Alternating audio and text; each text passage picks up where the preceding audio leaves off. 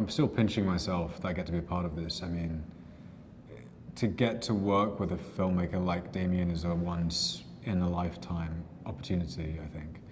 And not only Damien, but then the people he surrounds himself with. I do feel like a kid in a candy store, and I get very starstruck. I mean, today I was just now I was doing off camera, and I was like this close to Lena's, and I was like, I can't believe this is happening. So it's a really unique thing to get to do something like this, and then also to play a character who has such significance in film history. It's all been kind of too good to be true. In this movie, I think Thalberg represents a kind of Machiavellian-like omnipresence. He's not in the movie a lot as a sort of physical presence, but you always sort of sense him. And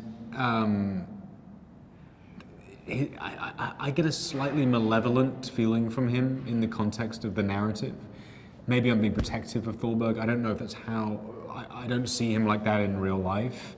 I have a very glamorized, I think, picture of him, and I see him as sort of this just incredible sort of prodigy, and his influence on movies was so impactful and special and sort of unmatched to this day. So I hold him in the highest regard.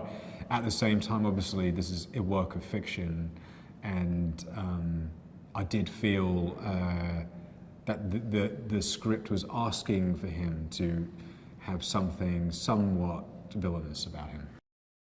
The way that Damien works is, he's the most observant director I've ever worked with. He sees every little thing that you do, and that gives me a tremendous amount of security as an actor, because I know that he's not missing anything. And it makes me feel like everything's being curated. And honestly, I think what that does is takes a bit of the responsibility off myself. I know that I'm in a director's movie, and he has a true vision for what he wants.